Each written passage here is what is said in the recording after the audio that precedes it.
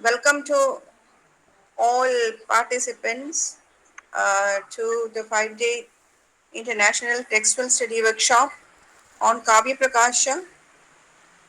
Friends, the coordinator of this program, Professor Sangameshan, has in detail informed the participants the etiquettes, the format, and the requirements for undergoing this textual study workshop.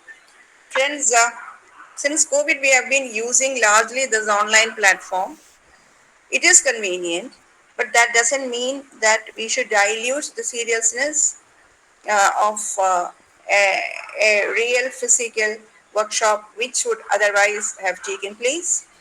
Uh, so the school insists that the participants who have registered for this textual study should be regular, should be actively engaging in the discussion, interrogating, engaging the resource person on this so that he also comes out with fresh and innovative ideas.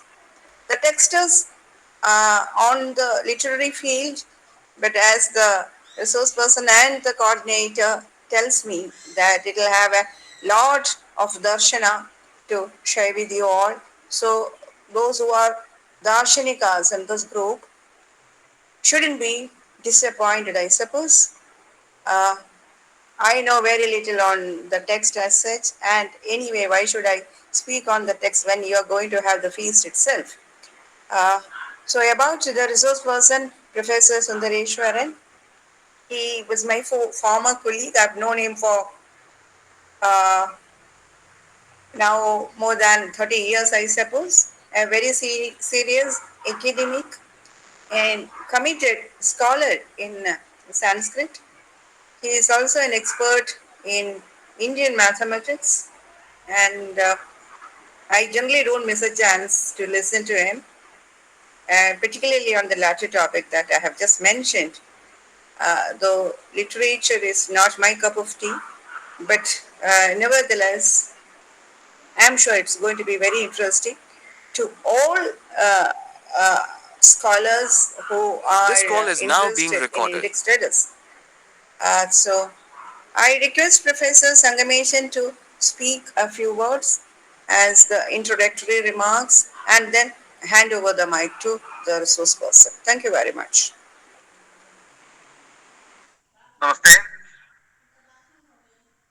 distinguished resource person, scholarly participants, and respected director. Good evening to all.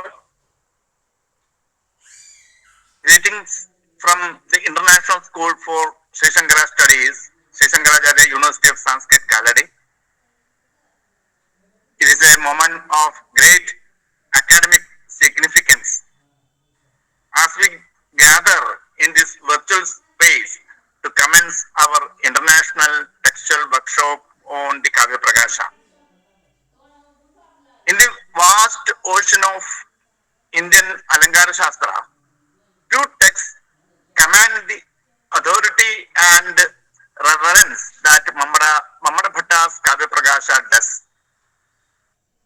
It is not merely a manual of poetics, it is a foundational pillar that synthesizes centuries of aesthetic thought into rigorous logical framework.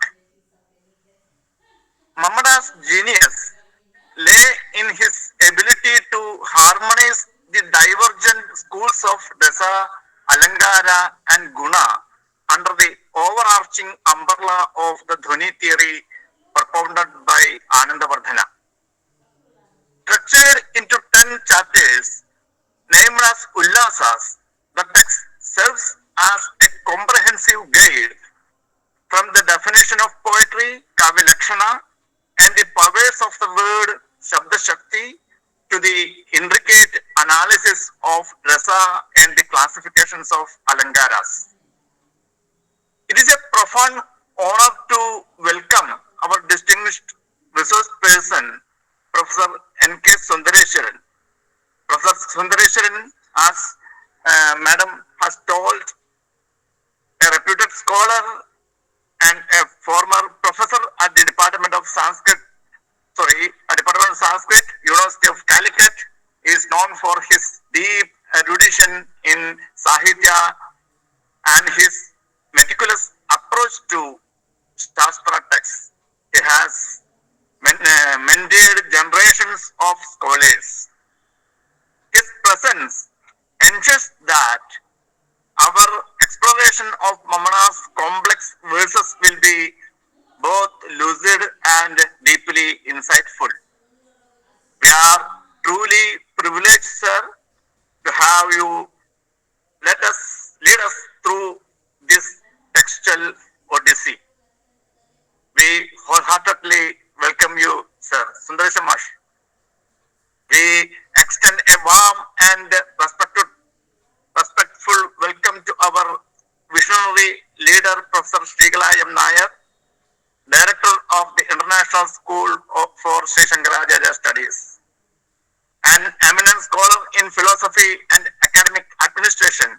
Professor Srikala has been the driving force behind the ISS's mission to bridge traditional scholarship with contemporary research.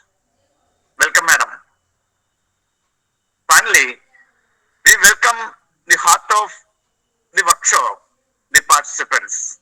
We have among us a diverse group of researchers, professors, and students from various parts of the world, all united by a common love for Sanskrit politics. Your active participation and scholarly inquiries will undoubtedly enrich the collective understanding of this text. We wish you a transformative and intellectually rewarding experience over the coming days. Welcome you all. I request Professor N.K. Sundaresan to go ahead with his class. Thank you all.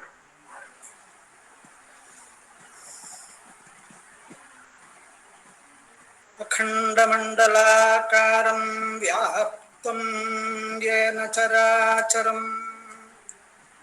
तत्पदं दर्शितं येन तस्मै श्रीगुरवे नमः. My salutations to all. Hope I am visible and audible. Okay? You are very well visible and audible. Okay. At the outset, let me thank my friends, Professor Shrikala and Professor Sangamesan, for having chosen me to this onerous task. For me, it is onerous as well as heartening task of reading the text Kavya Prakasha with students and co-travelers. In fact, there are several competent scholars inside and outside Kerala to handle this task, but they have entrusted me, Professor Shrikala and Professor Sangamesan and Professor Shiba. So I thank them all.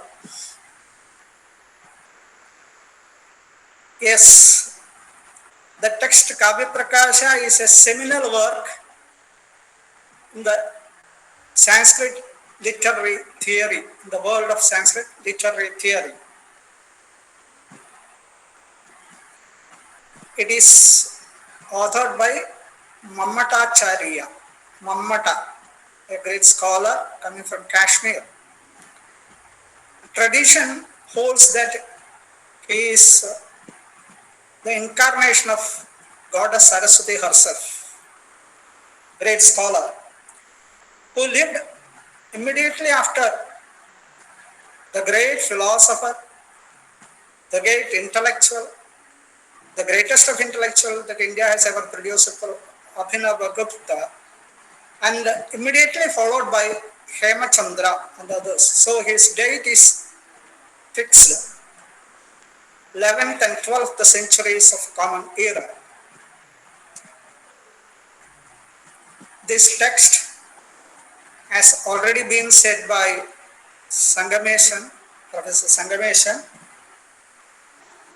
is a comprehensive and a compendium work on literary theory,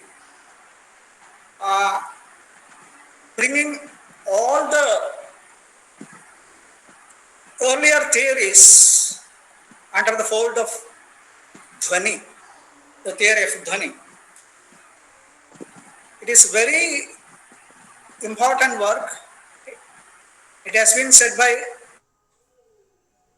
several scholars, but I would like to uh, read the opinion of P.V. Kane. He says, I quote, in the Alankara literature, Kavya Prakash occupies a unique position.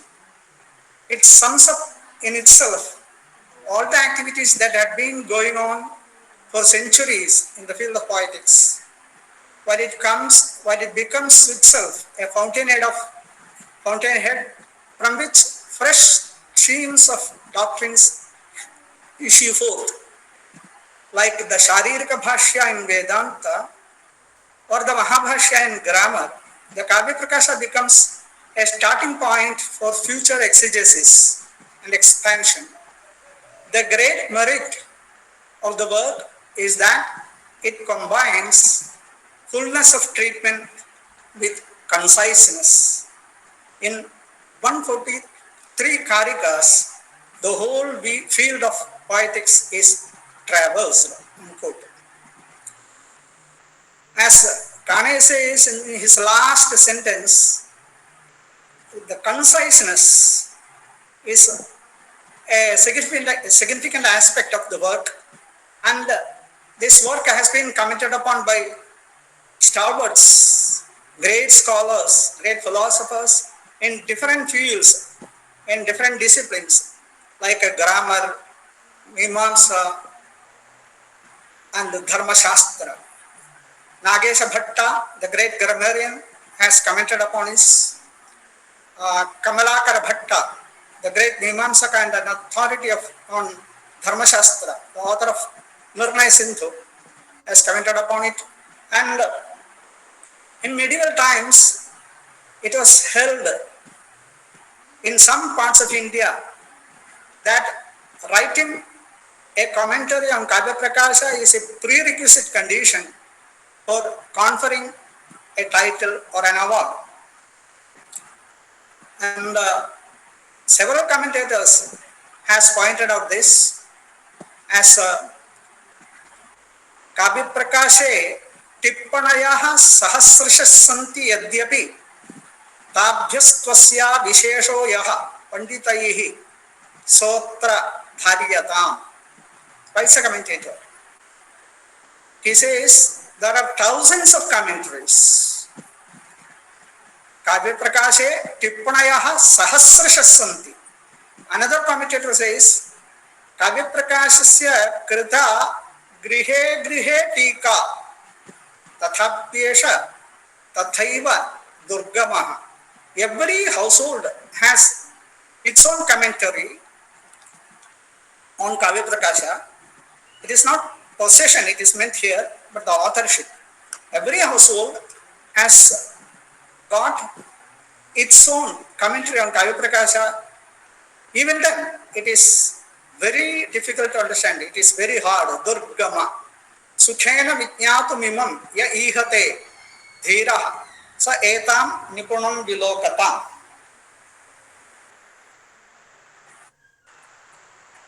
And the text is divided into 10 chapters. The name Kavya Prakasha means illuminating poetry. Illuminating poetry. Shedding light on all aspects of poetry. Poetry here stands for all the genres of literary composition. Kavya, that's the word. And There are two English translations. One is complete one for the entire text by Maha Mahopadhyaya Ganganath Jha,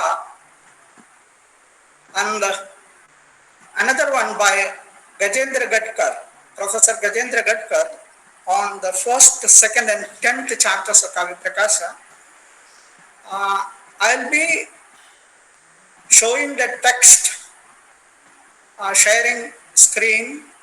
I'll be showing the text as edited by Gajendra Gadkar for convenience. I will share my screen.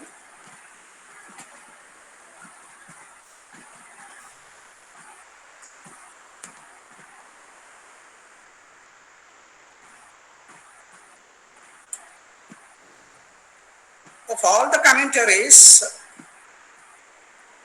Bala Bodhini, written by Vamanacharya Dhalakikar,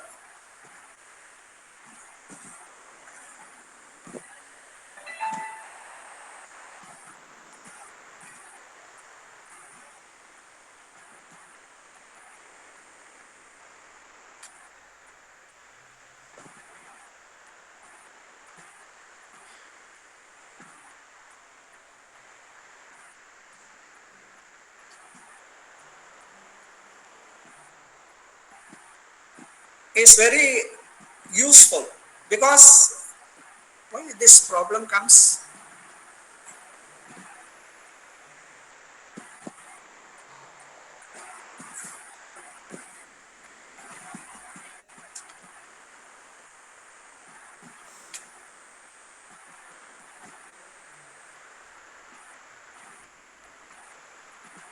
Is it clear now? Somebody tell me, please. Yes, sir. Okay.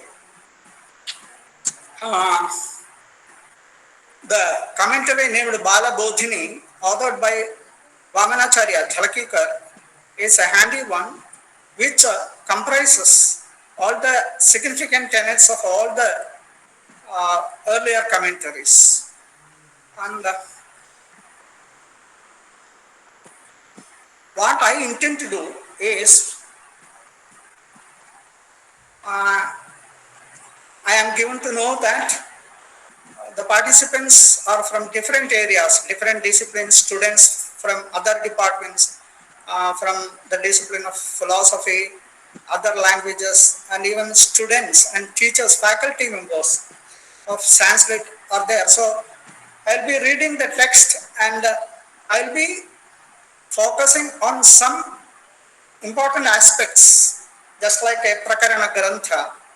Prakarana Grantha focuses on some important aspects of the science, of the Shastra. Like that, I will not be reading the entire text. Namely, I will not be interpreting the entire, exposing in the entire text, but I will be reading, but on some important aspects I will be focusing. For the convenience of Sanskrit students, I will summarize either at the beginning or at the end, or in both occasions in Sanskrit what I have to say, and I will explain in English. I will be, as I said earlier, sharing the text of Gajendra Gadkar for convenience.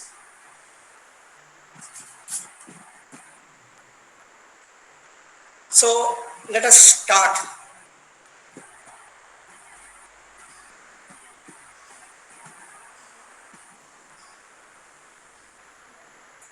काव्य प्रकाशः प्रथम उल्लासः मंगलम ग्रंथारंभे विघ्न विघाताय समुचित इष्ट देवता ग्रंथकृत परामर्शति नियति कृत नियम रहितां फलादैकमयीं अनन्य परतंत्रां नवरसरुचिरां निर्मितिम् आदधति भारती कवय जयति. In the beginning, at the outset, the author does Mangala. He performs Mangala. Mangala, it is here, is performed as a prayer to the speech of poet. It is a prayer to speech of poet, a salutation to poet's utterance. Kavehe Bharati Jayati. Kavehe Bharati Jayati. There is a main purport of the sentence of this verse. The speech of the poet excels. Kavehe Bharati Jayati. So now, what for this Mangala is performed? Why this prayer is uttered or expressed in the beginning of a text or of a task, at the outset of task? It is tradition holds such a custom, such a practice. It is performed for removal of all the obstacles. Vighna Vighataya. Grantharambhe, in the beginning of the text, Vighna Vighataya, for the removal of all the obstacles or impediments. Granthakrit, the author, Paramrishati, contemplates, meditates upon. On whom? Samuchita Ishta Devatam, the proper and the chosen deity. Ishta Devatam, Samuchita Ishta Devatam. Here the deity is Goddess Saraswati or the poet's utterance. Kavehe Bharati Jayati. The poet's speech excels. Now, it's a statement. It's not a prayer. It is not a salutation. It's a statement, plain statement. What does it say? Kavehe Bharati Jayati. The poet's speech, utterance excels. How can it become a prayer or a salutation? The word Jayati stands for excelling, outshining. So it implies a reverence and salutation, a reverence of the poet's speech and the subordination of all other things, including the author. So the author implies by this statement a reverence and salutations, obeisances to poet's speech, generally poet's speech, not any chosen poet, but poet's speech, that is Vak Devata, poetry. Because the text deals with kavya, the literary composition, here it is proper that the author salutes poet's speech or Goddess Saraswati, Vagdevi, or poet's utterance.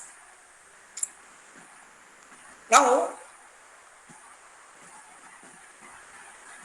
all the other phrases, words in the verse, they go for describing the poet's speech. It is the Bharati, Kavehe Bharati, the poet's speech is Nirmitim Adadhati. It unfolds a creation. Nirmitim Adadhati. It unfolds a creation, a new creation, different from the creation of this universe which we see, which we perceive, which we are in, the real world. The poet's, the world created by the construct world created by or unfolded by the poet is, it is something different. Nirmitim adadhati. How is it different?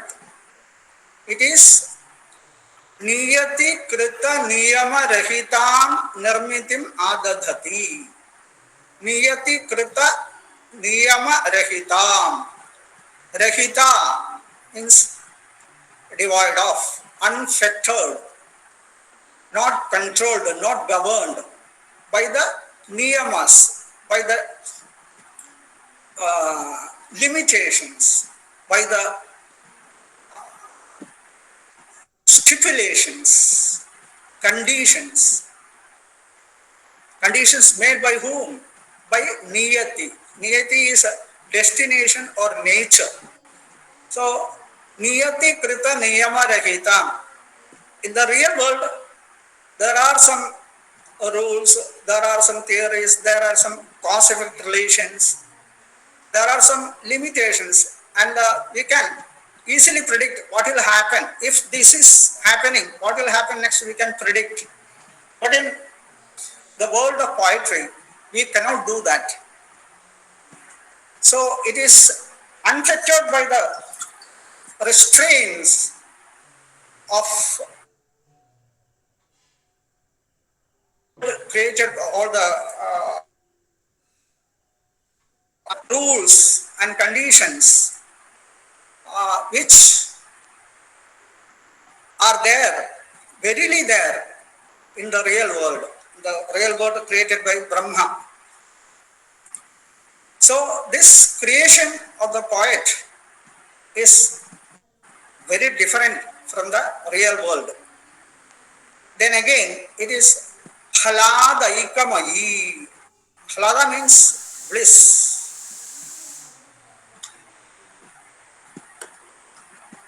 Radhaikami means Hladena Ekamayi. Its single nature is Halada. It means simply unalloyed bliss, unmixed bliss, pure bliss. It is of the nature of pure bliss. So poets, the world created by poet is Hladaikamai. It is made of unalloyed bliss. It is tense with bliss. Again, Ananya Paratantram. Paratantra means governed by.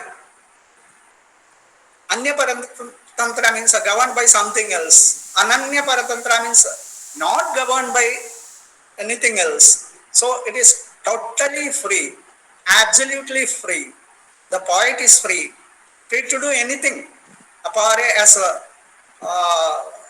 Anandavardhana said, apare kavya samsare kavir ekah prajapatihi yathasmai rochate vishwam tatha idam parivartate. So the creation unfolded by poet is devoid of all the restraints of this mundane world, and it is full of bliss, and it is absolutely free. It is not governed by anything else. And finally, it is Nava Rasa Ruchiram. Nava Rasa Ruchiram. It is heartening. It is charming. Ruchira means heartening, charming. Nava Rasa Ruchiram. Navabhihi Rasaihi Ruchiram. It is heartening by 9 rasas, 9 emotions, 9 aesthetic sentiments, Shringara, Hasya, etc.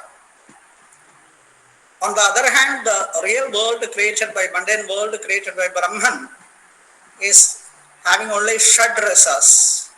Here we have 9 rasas, Nava Rasa Ruchiram. So the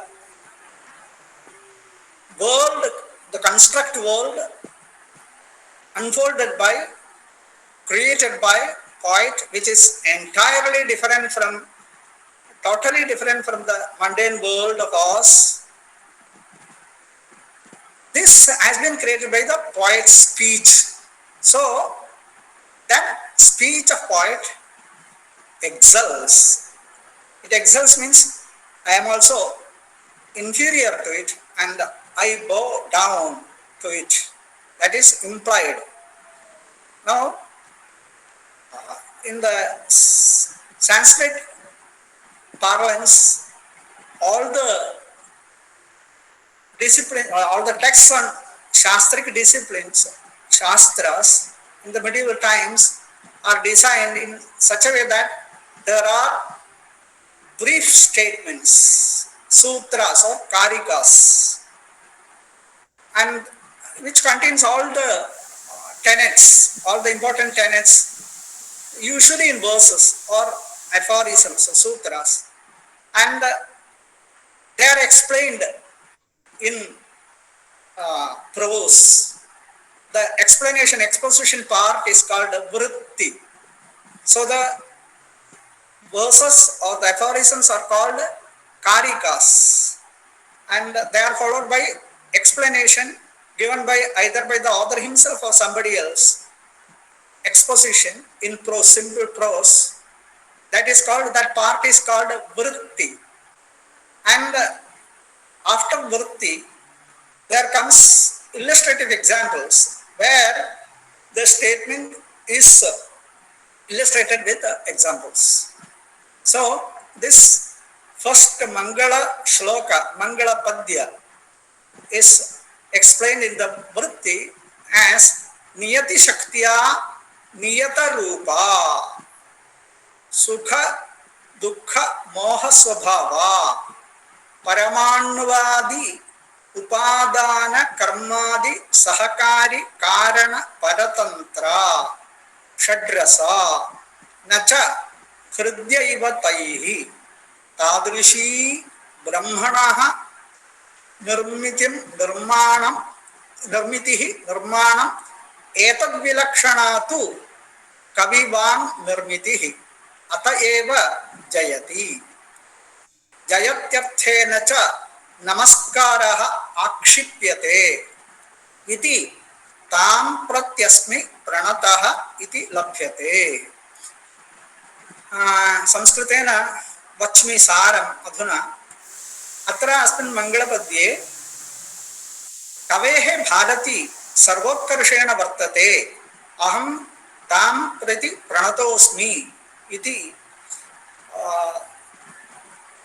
ग्रंथकृत वाग्देवताम अथवा कवि भारतीम परामर्शति ध्यायति सा कवेः भारती नूतनां विचित्रां निर्मितिम् आदधति कुर्वाणा सती अस्ति सा च निर्मितिः ब्रह्मणो निर्मितेः सर्वथा विलक्षणा ब्रह्म निर्मितौ तावत् नियमाः सन्ति इदमित्थम् इदमेवं चेत् इदमेवमेव भविष्यति इति कार्यकारणबन्धाः सन्ति यथा सत्त्वरजस्तमो रूपैः गुणैः सुख दुःख मोह स्वभावः द्योत्यते परमाणुवादी उपादान कारणानि सन्ति सहकारी कारणानि सन्ति कारण परतंत्रं परतंत्रा भवति ब्रह्मणो निर्मितिः ब्रह्मणः निर्मितौ षडेव रसाः स्वादाः सन्ति मधुराम्ल कटु लवण तिक्त आदयः किंच ब्रह्मणो निर्मितिः हृद्या न भवति तदा तदा दोषं ददाति किन्तु सदा हृद्या न भवति एषा तु कवि वांग निर्मितिः कवि भारती निर्मितिः सर्वथा ब्रह्मणो निर्मितेः विलक्षणा भवति तेन च सा नवरस रुचिरा भवति सर्वदा प्रतिनिमिष नवीना भवति नवभिः रसैः हृद्या भवति तादृशी सा सर्वोत्कर्षेण वर्तते इति अभिधानात् अहं तां प्रति प्रणतोस्मि इति नमस्कारः आक्षिप्यते लभ्यते. So this is the benedictory verse, Mangala ಶ್ಲೋಕ ಮಂಗಳ ಪದ್ಯ. ನಿಯತಿಕೃತ ನಿಯಮರಹಿತಾಂ ಹ್ಲಾದೈಕಮಯೀಂ ಅನನ್ಯ ಪರತಂತ್ರಾಂ ನವರಸ ರುಚಿರಾಂ ನಿರ್ಮಿತಿಂ ಆದಧತಿ Bharati ಕವೇರ್ ಜಯತಿ.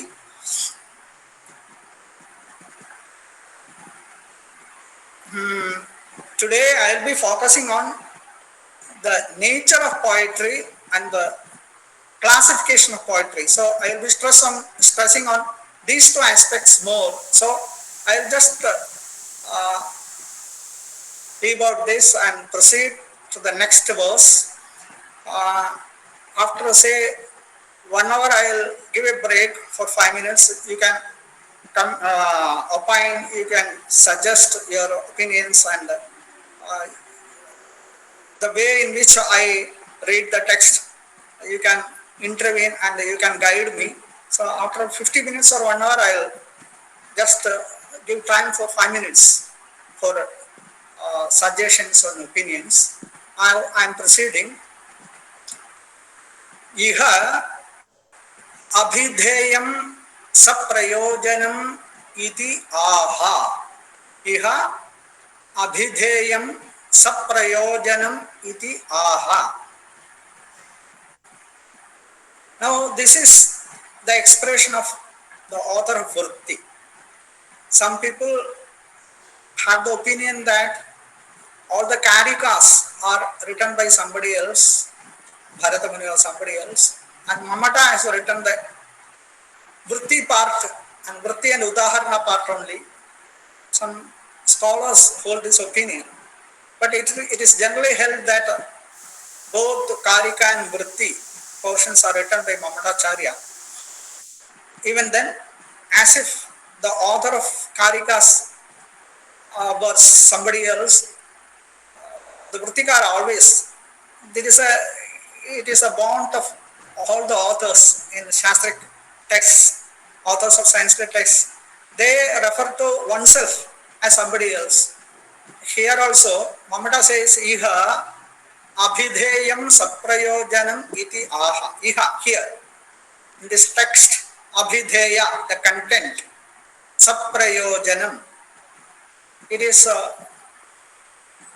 meaningful. Saprayojanam, it is not meaningless, it is worthwhile, it is worthy to deal upon this text. Abhidheyam, the content is saprayojana, it is meaningful. Iti aha. So, in the next verse, it is indicated that the content is meaningful. Content of this text. What is the content of this text? It is Kavya Shastra. Kavya Shastra.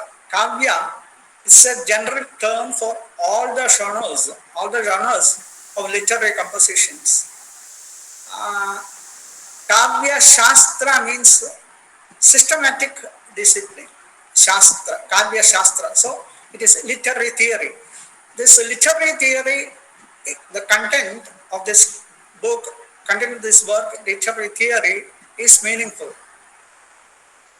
In order to show that, in order to justify that, the next verse comes. That is what the Vrittikara says.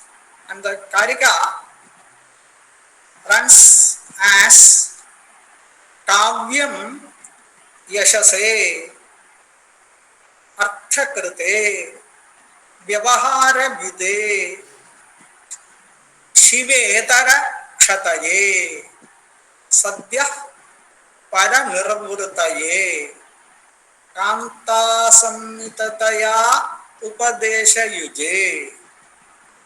Now this verse simply means that Kavya, literary piece, has got valuable objectives. It has got prayojana. So the statement is that the abhidheya, the content of the text is meaningful. It is having objectives and goals, valuable goals and objectives. Fruitful, it's fruitful. And the Karika says, Kavya is fruitful. It is meaningful. It brings in some results, some fruits to us. by reading Kavya, by writing Kavya. So the Pratikara says Kavya Shastra is meaningful and the Karika says Kavya is meaningful because Kavya Shastra deals with Kavya. So if Kavya is meaningful, Kavya Shastra is meaningful. Kavya Shastra means literary theory. What is it dealt with in the Kavya Shastra? The form and nature of poetry and what differentiates poetry from the ordinary language and what is the essence of poetry, what goes to make a good poetry, what is the difference between a good poetry and poetry otherwise, and who should read poetry, how to read it, and what is the experience, what is the nature of reading a poetry. All these things are dealt with in Kavya Shastra. So all this deals with Kavya only. So if Kavya is purposeful, Kavya Shastra, the deliberation on Kavya is also purposeful, meaningful. Not only that, Kavya is literary composition. A composition, literary composition authored by a poet doesn't deserve the status of Kavya unless and until it is appreciated by Kanishas, by Sahardayas, who are masters of reading a poetry. After reading the poetry, if they approve the poetry as excellent and with reasoning, uh, the poetry excels because of these reasons. If they can explain, they can share their ideas with others and explain that the poetry is beautiful, it excels, then only the composition of the author deserves the status of being called a kavya. So kavya is a joint product of the author and the reader, of the author and the canonization. So by stating that kavya is meaningful, what Mamada says is that by reading this text, one can get to know what is good poetry, one can get to know how to read a good poetry, and by reading this text on literary theory, both poets and canonizers are benefited. So this is the uh, crux, and we are going to read the Karika and explain it. Kavyam yashase arthakrite vyavahara vide shivetara ksataye sadyah paranirvrtaye kanta sammitataya upadeshaye. ठीक है Somebody has opened the microphone. Please, put it off. Kavyam, Kavya, the literary composition. ठीक है Please, put off your microphone. अपने line पर चला Shivam line बंद कर केड़ा आ रहे हैं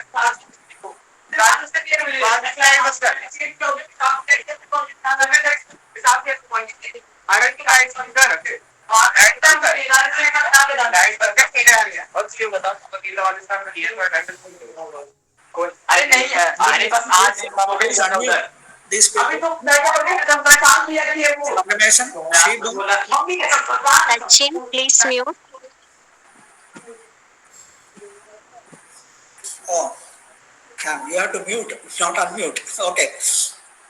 So, Kavyam It is a literary conversation. All the other words in the verse, yashase, arthakrite, vyavahara vide, shivetarakshataya, sadhya paranirvritaye, kanta sammitataya upadesha yuje. All the phrases are giving the benefits or the objectives of poetry, fruits of writing or reading a poetry.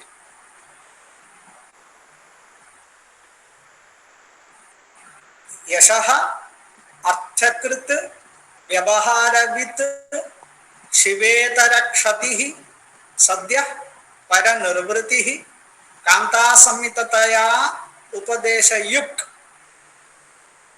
इति एतानि काव्यस्य प्रयोजनानि.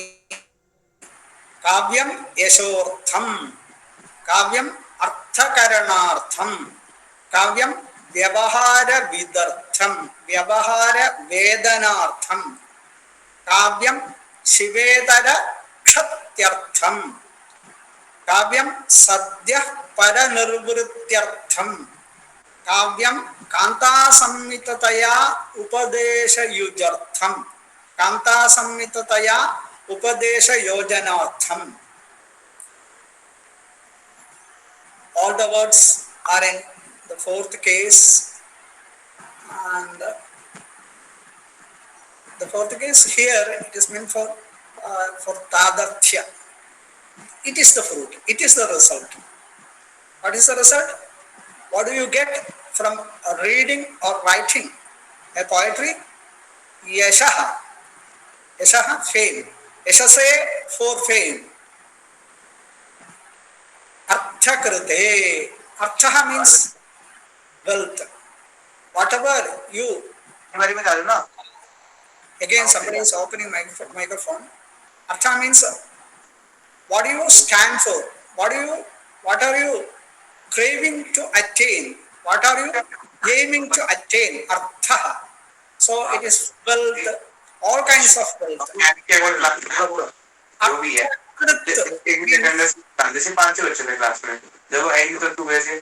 Please put off your microphone.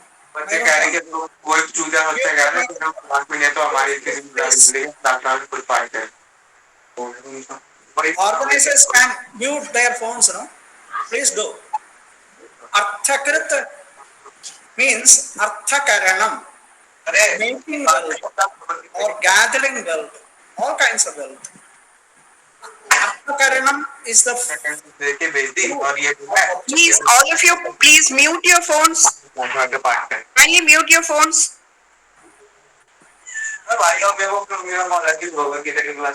Can you please tell in Hindi? They are speaking in Hindi. That's it. I'll leave a message. Okay. And you can mute their phone, no? Arthakrite. Artha means wealth. That is attained. Can you please mute everyone's phone and release it only during the discussion time? That is procured. That is meant to be procured. Arthakarana means making that, doing that. Arthakarana. So arthakarana is the fruit, or making wealth is the result of writing a poetry or reading poetry. Vyavahara with. Vyavahara means all the ways of the world, the etiquettes, the customs, the practices, the manners, everything, all the ways of the world, vyavahara. Vyavahara with means understanding, knowing. Vyavahara. Vyavahara with means vyavahara vedanam, vyavahara jnanam. So in order to get to know all the ways of the world, one can read, or by reading a poetry, one can get this vyavahara jnana, how to behave, how to act in a given situation, how to speak, how to do things, how to perform, all the ways of the world. Shivetara kshataye, for shivetara kshati. Kshati means destruction, removal. Kshataye for removal. For removal of what? Shivetara. Shivetarat. Shivetarat means something different from Shivam. So what is Shivam? Shivam is auspicious, desirable. That is liked. That is craved for. Good thing. Shivetarat means the opposite, undesirable, which we want to get rid of. All the unauspicious things, all the bad things. So the Kavya Karana, the writing of poetry or reading of poetry, brings in this result, the destruction of all the undesirable things, all the unauspicious things. Here, the Vratikara cites the case of Mayura Kavi. Mayura Kavi, he wrote a poem, a Khandakavya, in praise of Lord Sun God, Aditya. By composing this work, it is called the Surya Shataka, comprising 100 verses, beautiful composition. By the composition of this, he got rid of skin disease. So we can cite many other examples also. So this is one of the fruits, one of the benefits of reading poetry as well as writing poetry as well as reading. Shivetara Kshataye. Shivat itarat Shivetarat tasya kshatihi Shivetara kshatihi tasyai Shivetara kshataye. Sadhya para nirvrtaye. Nirvrti means bliss. Para nirvrti means supreme bliss, unalloyed bliss. So unalloyed bliss, supreme bliss, dense bliss, absolute bliss is the benefit, is one of the benefits. No, it is the most important benefit of poetry, both reading as well as writing. Now, this bliss we can attain from other shastras also, other means also. In the world, there are many means by which you can attain this paranirvriti.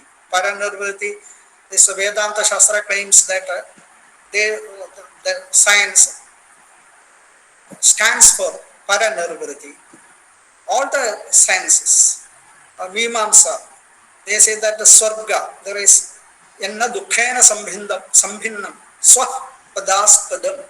There is Swarga, heavens, in which there is no pain at all, there is no grief at all, there is only pleasure.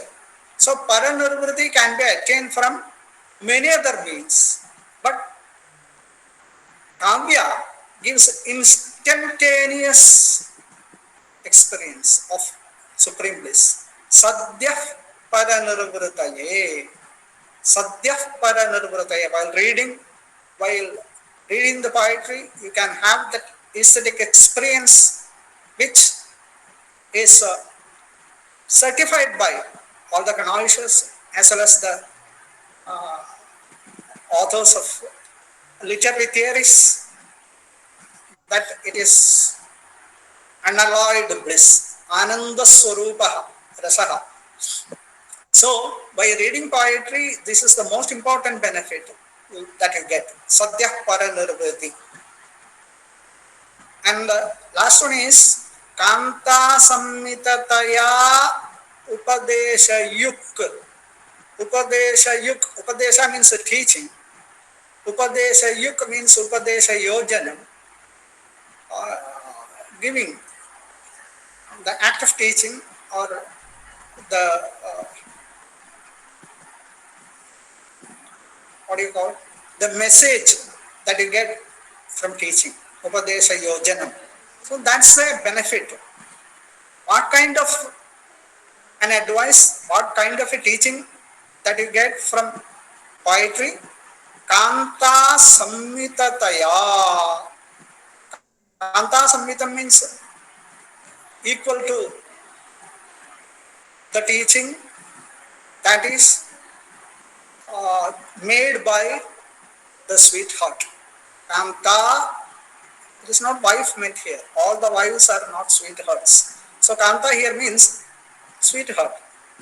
Kanta Sammitam, it is the Upadesha, that is the teaching that you get, the message, the, the, the, the way, the method of the message you get through poetry is just like that of the instruction or the teaching or the what do you call message you get from your sweetheart. Kanta sammitataya upadesha yuje. Now, teaching without the knowledge of the person being taught, it should be done. That is how the teaching or the message is conveyed by sweetheart. Without, otherwise, in a classroom, if somebody is teaching, if the teaching is instructive, naturally, people, human beings don't like to accept instructions, don't like instructions. So if it is instructive, there is invariably an element of dislike. And some teachings are interesting, made interesting, charming element is there because it is explained in the level in which the thought is so that is interesting. That kind of that method of teaching is interesting. But some teachings, some teachers, excellent teachers, born teachers, when they teach you, while teaching, you may not be aware that you are being taught. But after that, you will be inspired. A message is given. The prakriya, Shastra prakriya is known to you. And you are, immediately you will be going to the library and searching for a particular work. So this is Kanta Sammitataya Upadesha Yojanam. So Kanta Sammitataya Upadesha Yojanam, this phrase is to differentiate the message being given by reading poetry from other teachings made by, say, Vedas. Our tradition says that if you want pleasure, if you want eternal pleasure, if you want sukha, you have to do dharma. You have to know dharma, you have to understand dharma, and you have to live dharma. How can you know dharma? The primary source for knowing dharma is Veda. Vedokhilo dharma moolam. But when you approach Veda, the way the Veda teaches is simply instructive. You cannot question, you cannot think of analyzing the meaning of Vedic instructions because it is strict instructions. You cannot even change the words. When the text is Agni Mile Purohitam, you cannot change Ile Purohitam Agni, you cannot change the order. You cannot even change the words. Vanhim Staumi Purohitam, you cannot change. And you cannot have a deliberation on its meaning. Not that you are prevented, but what is instructed, you have to act. That is more important. As Kautsa says, Anarthakahi mantraha. It doesn't mean that Vedic mantras are meaningless, but the exercise of extracting meaning from Vedic utterance, Vedic sentences is not at all required in the parlance of Yajna Karma. So, it is not required, it is not very much essential in the parlance of Yajna Karma, that is what is meant. So, in the same way, doing dharma, you just obey, that's all. You should not ask, why should I do? You should not ask. So, just like a Lord, just like a Prabhu, just like a master, Veda instructs That teaching is Prabhu Samhita. That is instructive and people don't like. And the same dharma is explained by Itihasas and Puranas. There, by examples, by stories, the same thing is explained interestingly. So it is explained. So the meaning is given more importance. And it is explained, you can ask questions, you can be critical. That is another way of teaching. That is just like a friend saying to you, he is not instructing, he is not commanding, but at the same time, you will be made to think that he is thinking for you, for your benefit. He is saying and he is explaining lucidly and charmingly. So you would like to hear him and get to the message. But in the case of sweetheart, you may not be knowing that she or he is teaching you or conveying a message. So it is without your knowledge, it is passed on sweetly. So Kavya also does the same thing. What is this is the stand of tradition. I am explaining the stand of tradition only. The dharma, that is the dharmic way of living, just without disturbing the cosmic harmony, cosmic rhythm, that is dharma. For that, Veda is the primary source, and then Itihasa Purana are the secondary source. Many other sources are there, but the same crux, same dharma is being taught by Kavya in a very different way, entirely different way. It immerses you in bliss, and afterwards what will be remaining? The remaining is the message. Without your knowledge, message will be conveyed. So then this is the most important benefit you get from the Kavya according to Abhinavagupta. Here Mamada says the supreme bliss that you get from Kavya Aswadana, the aesthetic experience, the supreme bliss of aesthetic experience, that is a Prayojana Mauli Bhuta. That is the most important benefit. But according to Abhinavagupta, it is Upadesha Yojana. Now, after explaining in simple Sanskrit, I have already explained, even then the essence of this verse, I will stop for 5 minutes so that participants can suggest their opinions, suggest the comment and guide me.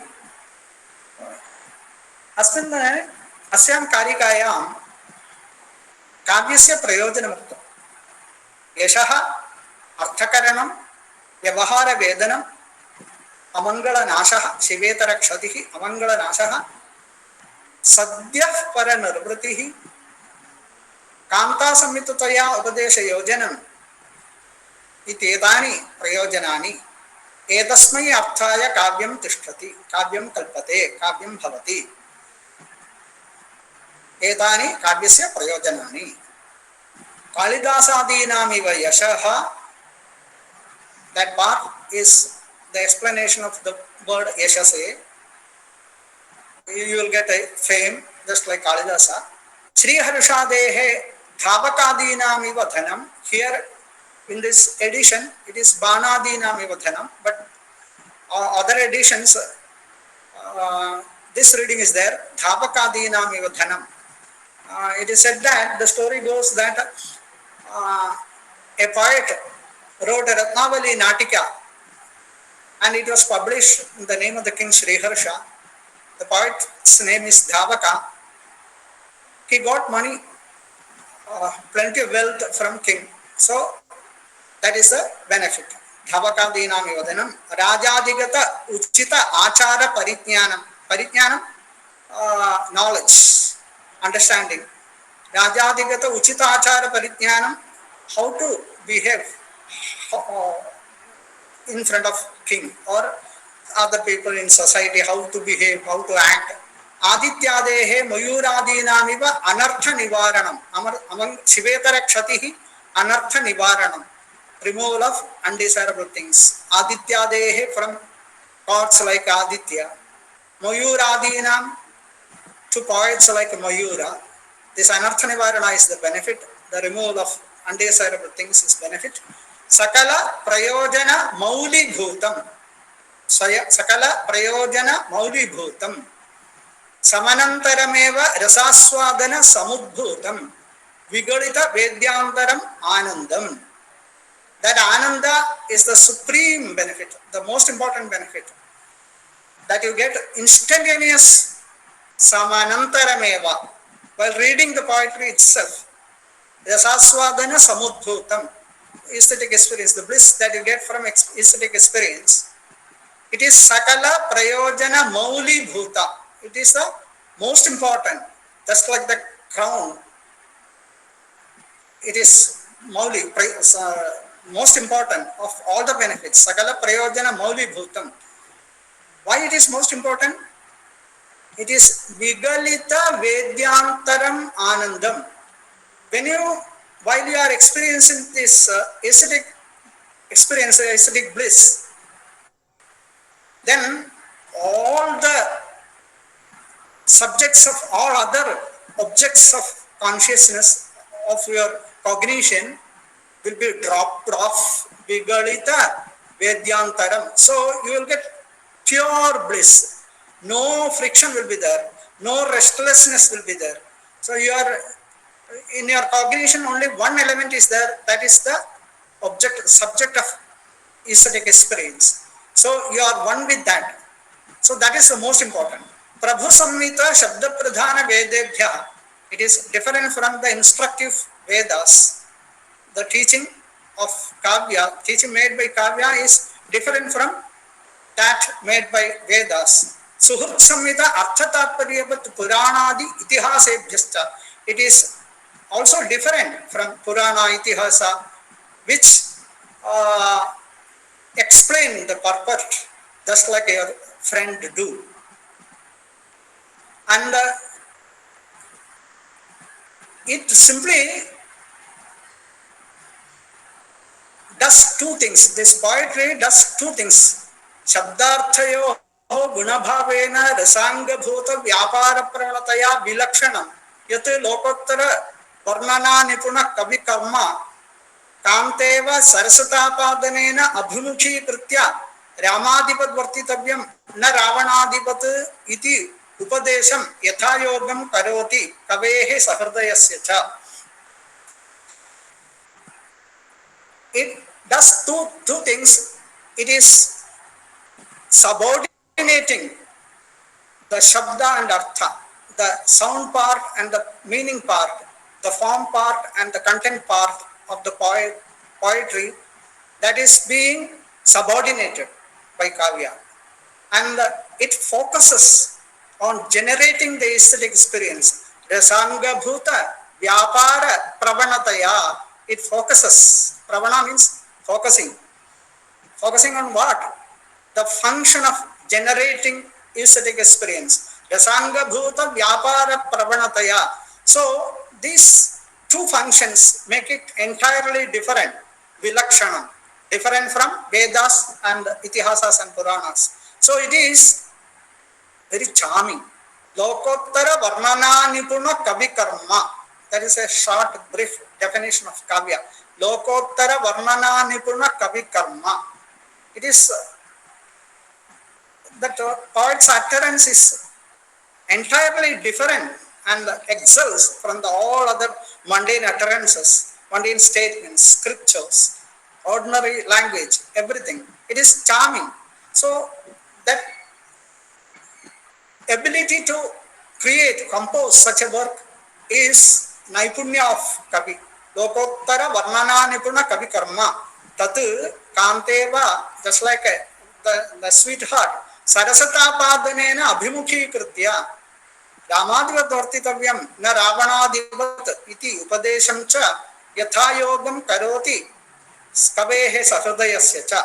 So these benefits are for reader as well as poet. I am stopping here. It's already 8:15. 5 minutes for opinion, and even you can ask questions 5-10 minutes. Now it's 8:15 up to 8:25. Anybody can intervene and interact, ask questions, and comment upon the way I what do you call it, teach or read or explain. You can guide me, please.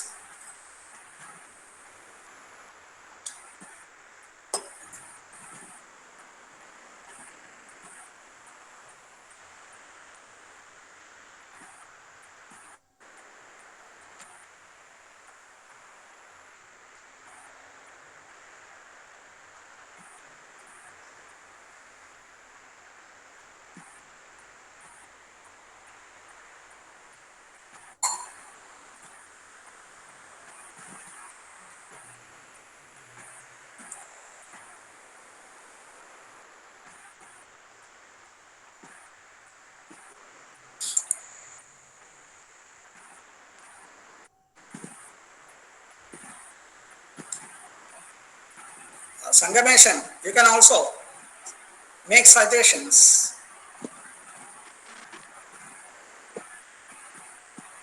If nobody is asking questions, I will proceed after It is 3 okay. minutes.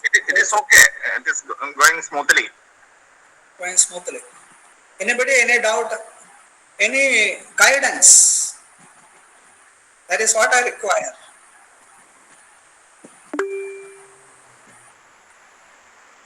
Yes. Vengat Raghavan has raised his Yeah, hand. please, Yeah. Venkat, come on. Yeah, no, sir. I have one question. Could you just repeat the meaning of the phrase Lokottara Varnanani Punaka Vikarma that you said is you can be taken as a definition of kavya, right? Yes, If I yes. could you please repeat that explanation? Yes, yes, I'll do. Lokottara Varnana Nipuna Kavi Karma. Kavya is Kavi Karma, the act of poet, act of composition of the poet. And who is a poet? He is a Nipuna, he is skilled, and he is genius. He skilled in what? Varnana Nipuna. In presenting, in expressing what? Lokottara Varnana Nipuna. That which is Lokottara, which outshines or which is more charming that than all the ordinary language and scriptures. The many languages that are there, ordinary language is there, technical language employed in different disciplines are there. All these are just conveying the message or instructing. They are instructive, so they are not charming. Here, this Lokottaratva is in both the elements. The way in which the poet expresses and the idea that is being conveyed. So both Lokottara Shabdarthayoho Varnana, Lokottara Varnana. Lokottara Varnanayam Nipunaha अथवा लोकोत्तर वर्णनाय निपुणः लोकोत्तर वर्णना निपुणः स एव कविः तस्य कर्म लोकोत्तर वर्णना निपुण कवि कर्म काव्यम्.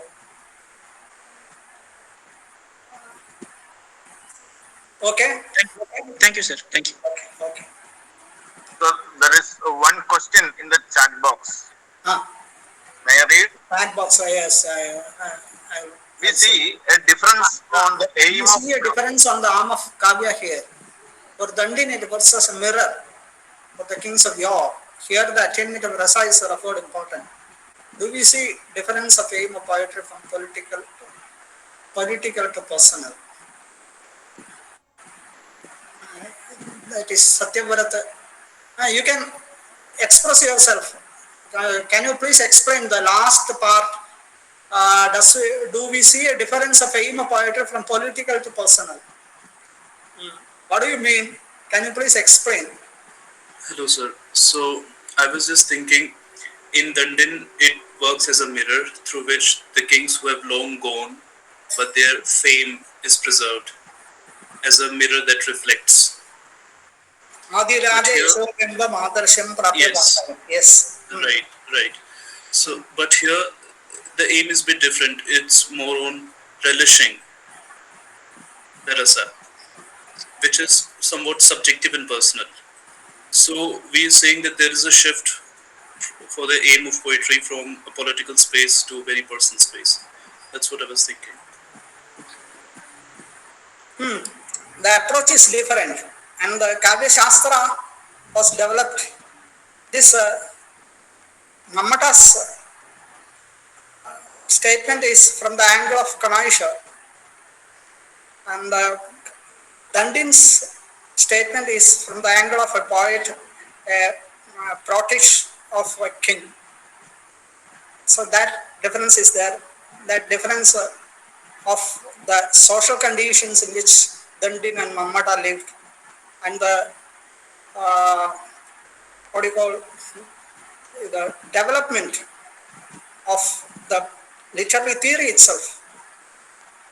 That is also there. The difference between the times of Dandin and the times of Mammata, that is there. Mammata comes immediately after Abhinavagupta. Abhinavagupta, he states very clearly while explaining Bharatan Natya Shastra, the first chapter and sixth chapter, in the introductory part itself, he makes it very clear that no, it is not the teaching that is more important, but that teaching is got through the aesthetic experience. So aesthetic experience is the most important benefit. That aspect has been focused during Mammata's time. So he says that it is yes, in some way it is political. Dandin's statement is political, you can say. Are you satisfied? Yes, sir. Thank you. Okay.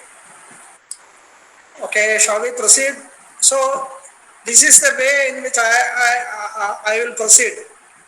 Today, actually, what I wanted to focus upon is two aspects: the nature of poetry and the classification of poetry. We have not come to that. Now it is already 8:23. Okay. My intention and my way of teaching is like this. Even a small portion, it is clearly explained, means it's enough. Yatha ekena mutpindena vijñātena sarvam mrinmayam vijñātam bhavati yatha ekena nakhanakrandana sarvam vijñātam bhavati sarvam karshnayasam vijñātam bhavati, like that. So whatever we learn it clearly and without any doubt. So that is the way. Shall I proceed? Okay. Yes, sir. Yes, sir. Yes. Yes, sir. Yes, sir.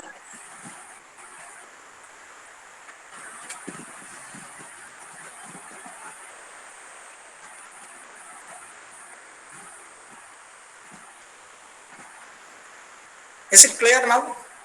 Sharing? Okay, clear. Okay. So, if one puts effort in Kavya, in reading Kavya or Kavya Shastra, it is always benefited, it is fruitful. यथायोगं कवेः सहृदयस्य च करोति इति सर्वथा तत्र यतनीयम्. If you make effort, it is fruitful. So one should put in effort in reading as well as writing poetry. Now, what goes to make poetry. That is explained in the next Karika. Uh, Usually, Indian literary theorists hold that, some theorists hold that the innate genius is the most important, and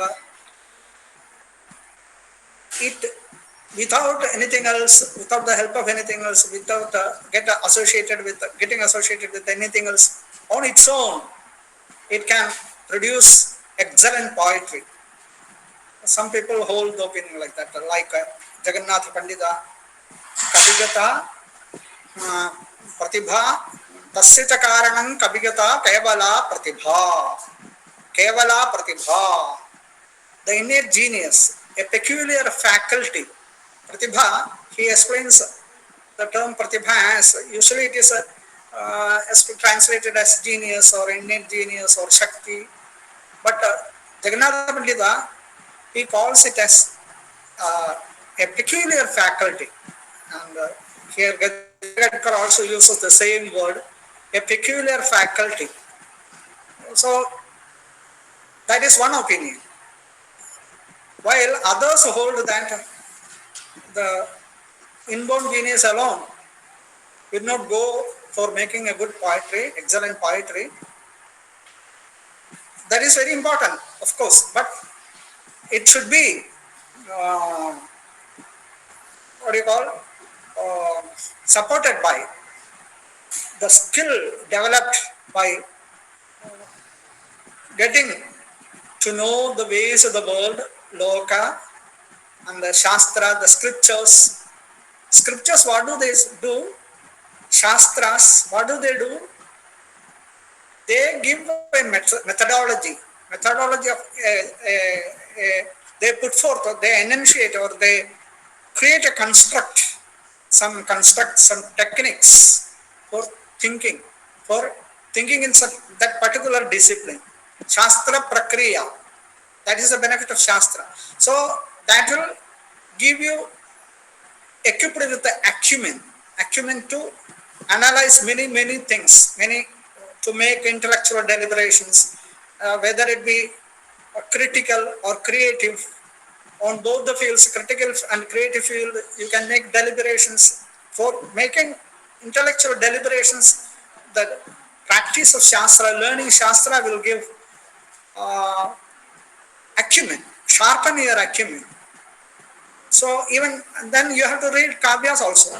Veda, Itihasa, Purana, Kavya, other poets of the poetry of or literary compositions of others also you have to read. By reading all this, by observing the ways of the world, by getting to know, by exposed to the world, by getting to know, by observing the ways of the world, by doing all this,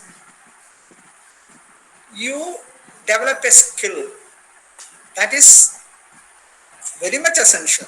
Not only that, for producing excellent poetry, you have to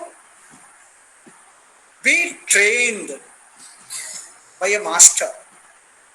You have to get training. Not only that, you have to consistently and repeatedly practice composition. Then only little by little, grade by grade, you will develop, and in the primary stages you will be writing compositions which may not be of that level.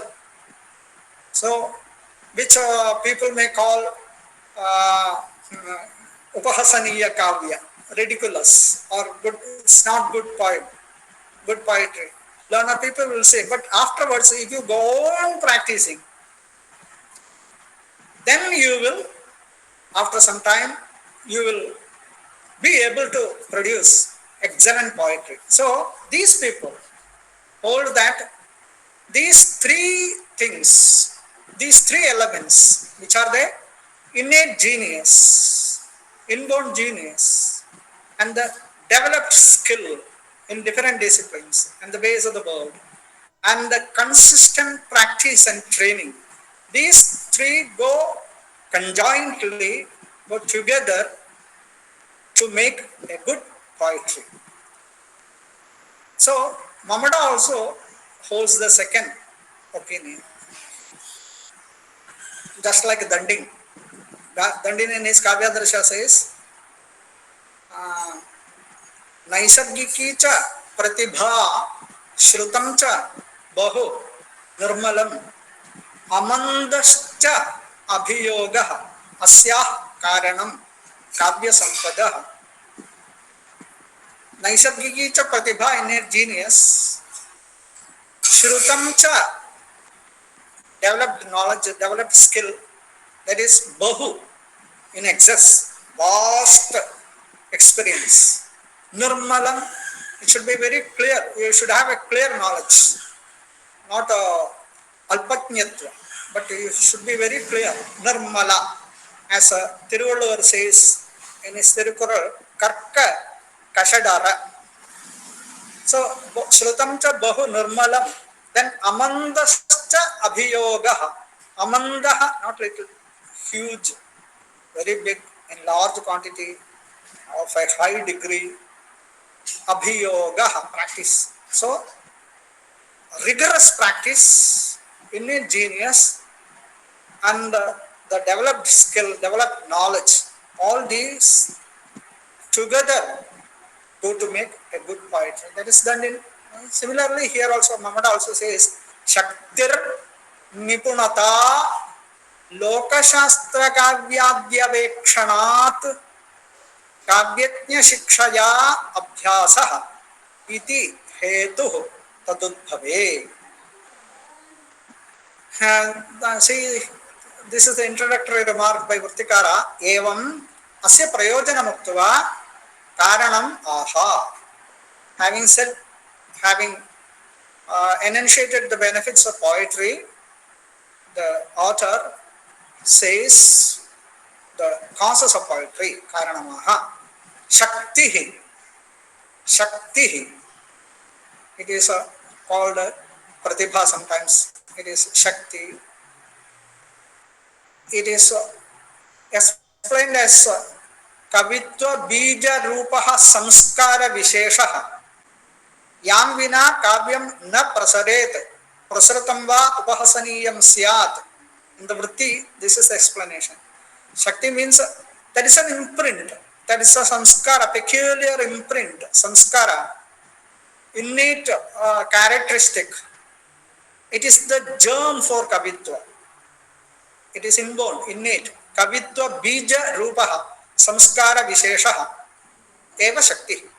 Yam vina, without that, devoid of that genius, that inborn ability, inborn genius, kavyam na prasaret. Good poetry will not come out, will not gush forth. Prasaratam va, if somebody writes poetry, somebody without this Shakti, without this genius, innate genius, if he writes poetry, is it not poetry? It is poetry, but upahasaniyam syat. It will be ridiculous. So Shakti is one of the elements which go to make poetry. There are three elements. They go together, conjointly, to make poetry. Shakti is the first one. Nipunata. Nipunata means skill. Skill obtained by doing what? Avekshanat, by close observation, by close study. Avekshanat, by critically observing, by critically analyzing, by critically understanding. What? Loka, Shastra, Kavya, Adi. Loka means all the animate and inanimate world, the behavior of the world, how animals behave, how human beings behave, how trees grow, everything under sun, everything you perceive. Sthavara Jangam Atmaka Loka Vrittasya.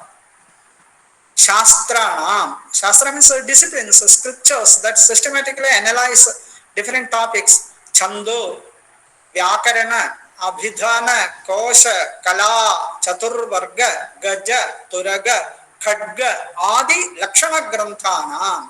Lakshana Grantha means theory. Text dealing with theory. So, disciplines. disciplines dealing with different disciplines, dealing with prosody, meter, grammar, this rhetorics, dictionary, lexicon, different disciplines, different forms of arts, and dharma, artha, kama, moksha, the four objectives of human life, the theory put forth by tradition, and all the animals, important animals, gaja, turga, khadga, are very important in the parlance of a state. Gaja, Turaga, Khadga, Adi. Lakshana Granthana. Adi means everything. Lakshana Granthana. So all the scriptures dealing with everything. Kavya Namcha. Mahakavi Nibandhana. The good poetry. Not the poetry written by somebody. Like Kalidasa or Vyasa or Valmiki, the great poets. Their compositions you have to learn, and by learning loka, by avekshana, by closely observing, by critically analyzing loka, shastra, kavya, adi, etc., you develop a skill, nipunata. Adi grihanati itihasa adi namcha vimarsanat. Vimarsana means critically observing. It is not simply learning under a teacher.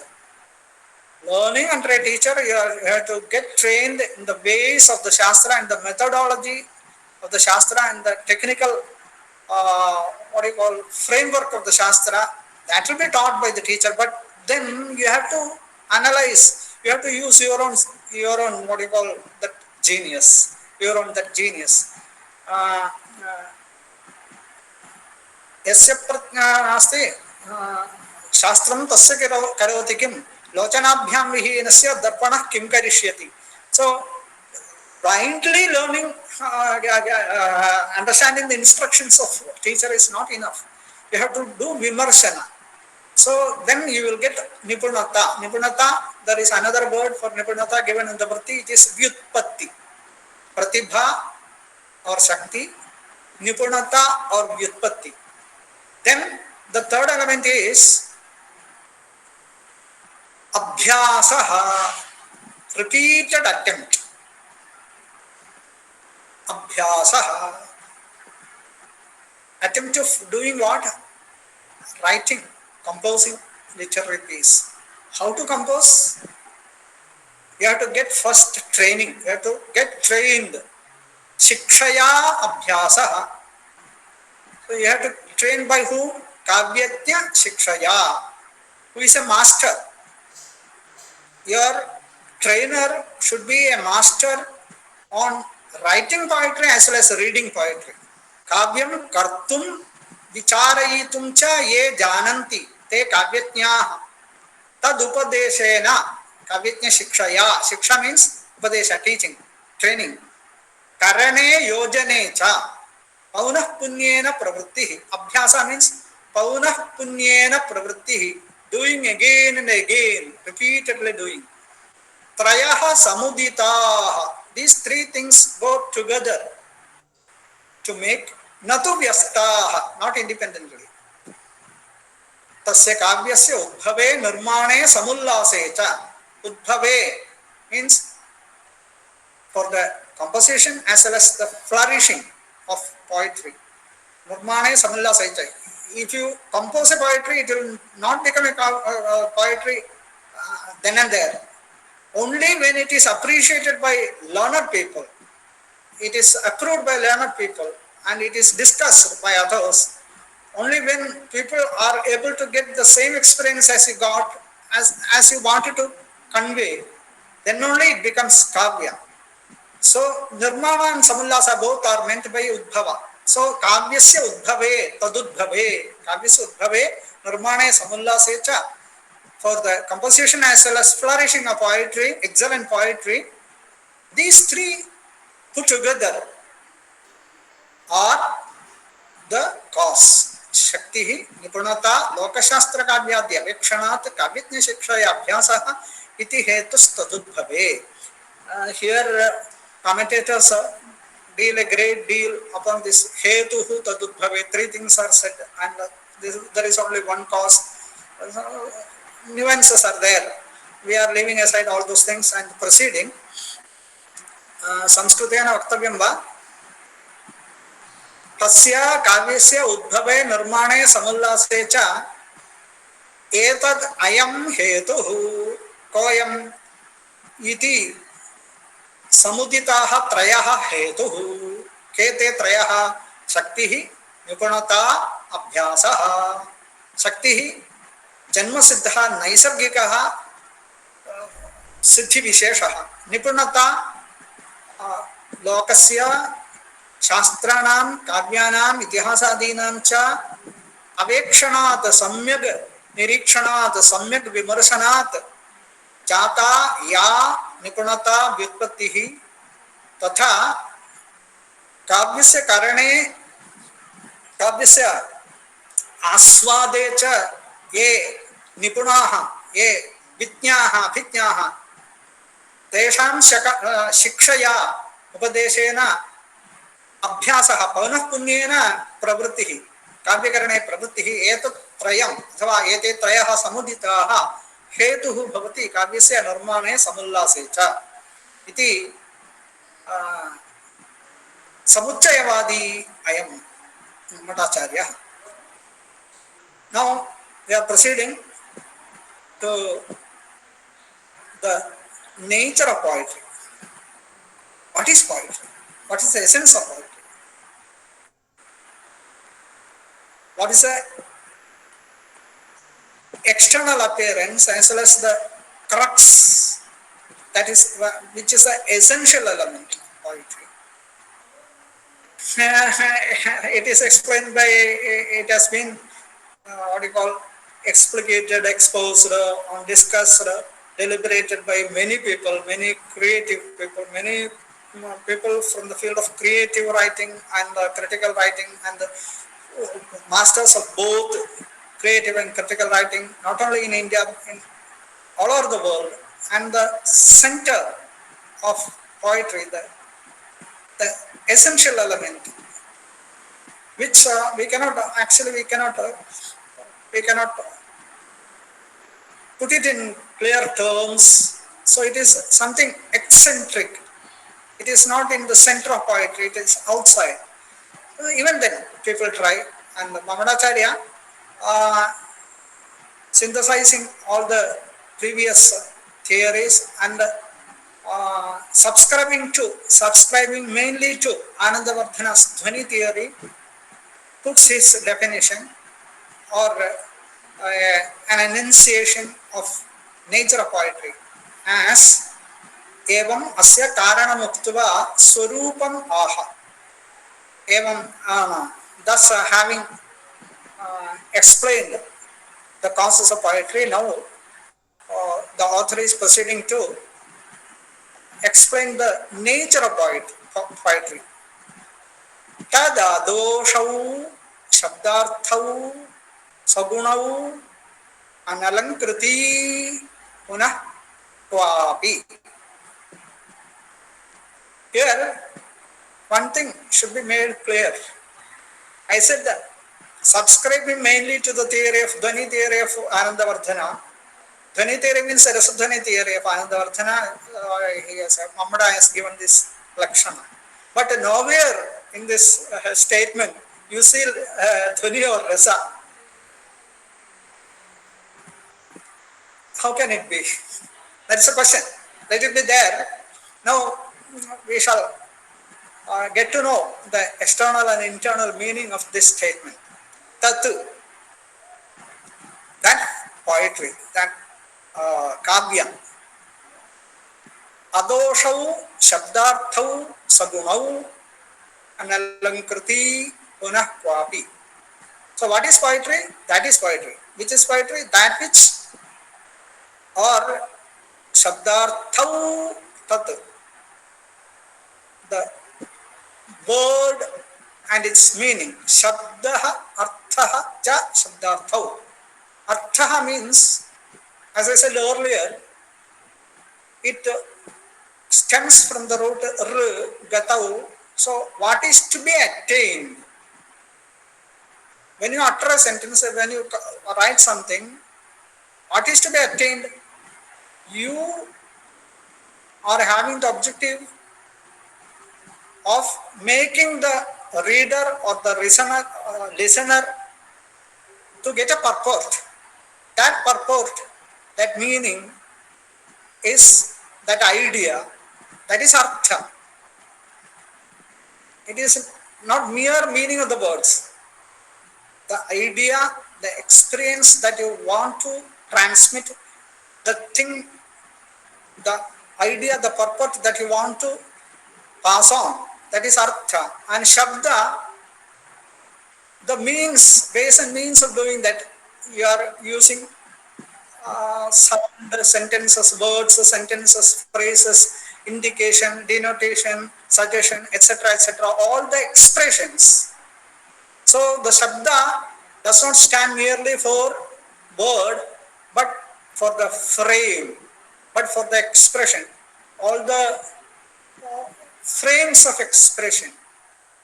So here, what does Mamata say? He says, Shabdarthau tat, the frame and content together. Together means it is Dvandva Samasa. So they are equal. So they should be in proper blending. The Shabda should be the most apt frame for transmitting the purport Artha. And the Artha should be reflected in Shabda. So there should be in proper blending. So that proper blending also is meant. Shabdarthau tat. So the poetry is not a text. It is not the utterance as held by Dandin and Pandita Raja. Ramaniyartha Pratipadaka Shabdaha Kavyam. He goes to the extent of saying that it is just like Veda. Shabda is very important. Shabda Pradhana is Veda. And Kavya is also Shabda Pradhana. So, what is poetry if you ask? This is my answer. It is word. It is Shabda. That is how Jagannatha looks upon poetry. But here, Mamata says, proper blending of frame and content. The content is the rasa, which is conveyed by the function of Vyanjana. That is the rasa. And all the framework, all the frames that you use, that you employ to generate that rasa, to generate or to put into action the function of Vyanjana, that is the proper blending should be there. That blending is Kavya. Shabdarthau Kavyam. Now, this proper blending of these words are simply Shabda and Artha. Merely Shabda and Artha, they don't go to make poetry. These Shabda and Artha should be devoid of some elements. Adoshau, dosha rahitau. Dosha means it is to be explained in the 6th chapter.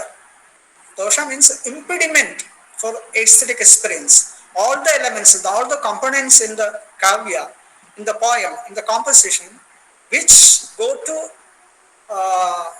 hinder, which go to dampen, which go to decelerate the aesthetic experience, which go to object block the aesthetic experience, they are doshas, simply defects or blemishes. So, Shabdartha, this Shabda and Artha, they should be devoid of doshas. And Sadgunau, they should have all the gunas, all the excellences. What is excellence? Poetic excellence. Guna, that which glides the Kanayisha, the Sahridaya, the Rasika, the reader, to plunge into the aesthetic experience.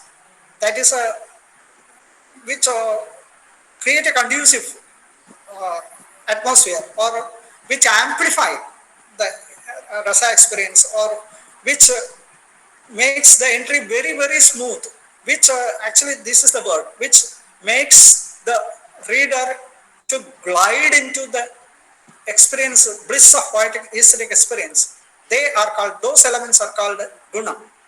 So Shabdarthas, they should have these gunas and they should be devoid of doshas. Such a combination of Shabda and Artha, such a proper blending of Shabda and Artha is poetry. One more phrase is remaining. Punaha kvapi, somewhere, at times. Analankriti.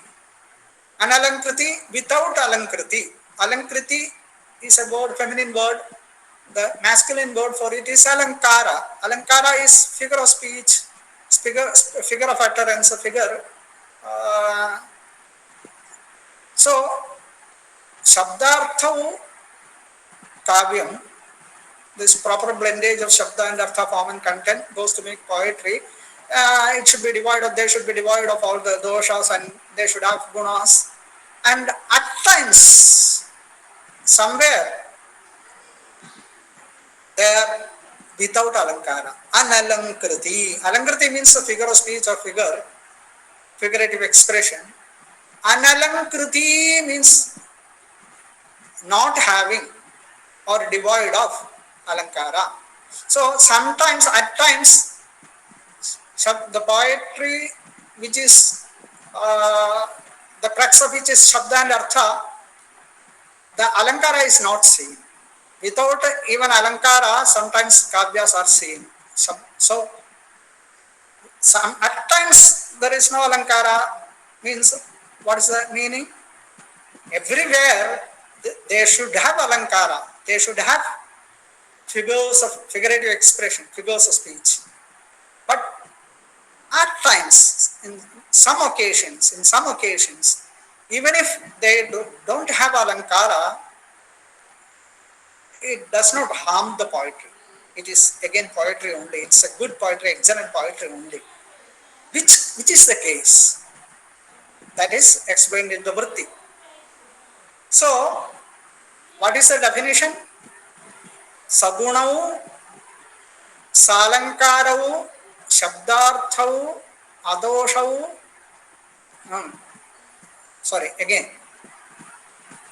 Adoshau, Sagunau, Salankriti, Shabdarthau, Tat. Poetry is the proper blending of form and content,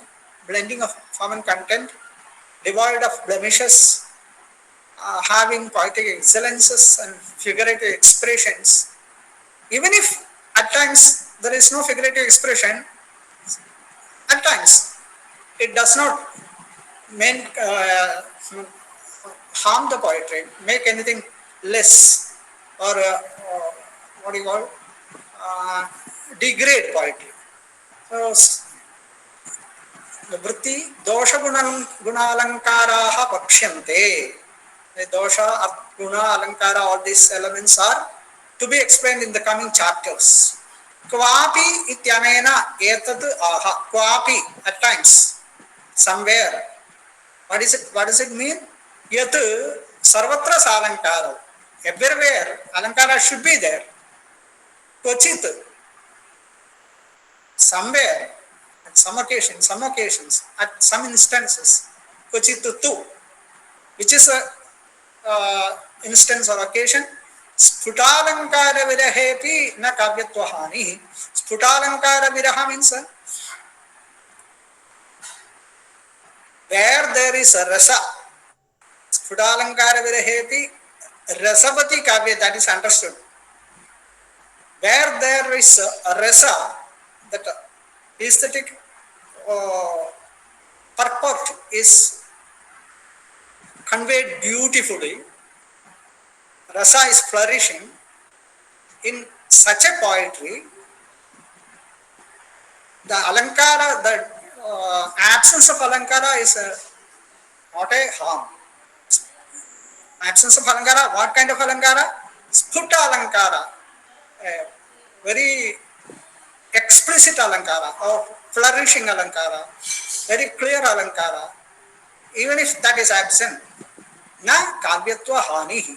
So, what is the meaning? Spudalankara, unah kwapi analankriti means poetry should have alankara always, but in some occasions, in some cases where the reader can experience the rasa, and the rasa is very explicit, and the rasa is beautifully conveyed by the poet. There, if the alankara is not very clear, alankara is not there, it's not a degradation. It then again, even without the sputa alankara, it is a good kavya. It is an excellent kavya.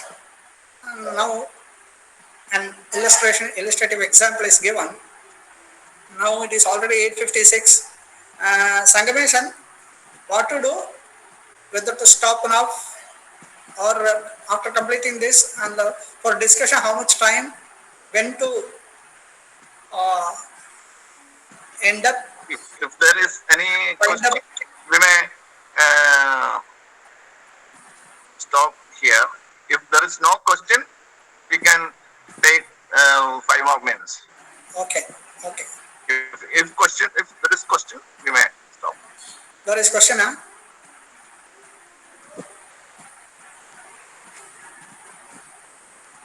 Yes, sir. There are questions in the chat box. Oh.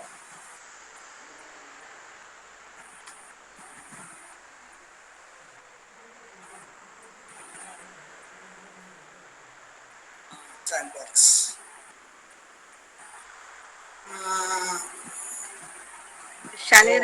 Shall I read for you, sir? Yeah, please. Satyabrat, he asked, does he mean Swabhavokti when he says Alankriti? This is a formalistic definition where, does he mean Swabhavokti when he says Analankriti? No. Analankriti, that phrase stands for devoid of sputalankara. Very clear expression of figures of speech, whether it be Arthalankara or Shabdalankara, which acts as a clear alankara, which functions as an alankara. That is important. Which functions as an alankara. What is the function of alankara?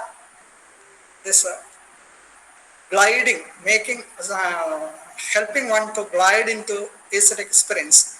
That sputatva is not there, then sputalankara is not there, it's not a harm, it's not a defect, it is not a blemish, even without, so this Swabhavakti is, the discussion doesn't come there. No. Then one more question from his side. Formalistic definition, whereas rasa and dhvani exist outside the form and content in the form of abstract manifestation, maybe that is, yes, exactly. That is what I implied, and I wanted to explain that also. This, while explaining this Pudalankara Vidahepi Nakavyatva Hanihi, tomorrow I will go to that part. I wanted to implicitly state that and provoke the participants to ask the question. Okay, good. Then another one, does he mean Spoda? that I already answered. Okay, thank you. One, unlikely since Subhavati itself is an Alankara, also I think. No, the question of Subhavati doesn't come here. No, sir. I was replying to Satyavrataji. I was, yeah. Okay. Does it mean Spota as per Bhartrhari? Yes, that will come. That will come tomorrow while explaining the Dhani division of poetry, Dhani class of poetry. So, shall we stop or shall I explain this verse? This verse tomorrow. Actually, I wanted to complete this portion and also this classification of poetry also today. so that I can concentrate on the second ullasa, where the nuances of verbal cognition are explained, the Shabda Sarupa and Artha Sarupa, the denotation, indication and implication, suggestion. Uh, all the remaining 4 days, I wanted to concentrate upon all those aspects, nuances enunciated in the second ullasa. Okay, tomorrow I will take some time, some 10-15 minutes to read this portion, classification of poetry, and then dwell upon the second ullasa. So, shall we stop here? Any other questions, suggestions? Even Shrikala and Sangamesan, you can also comment on my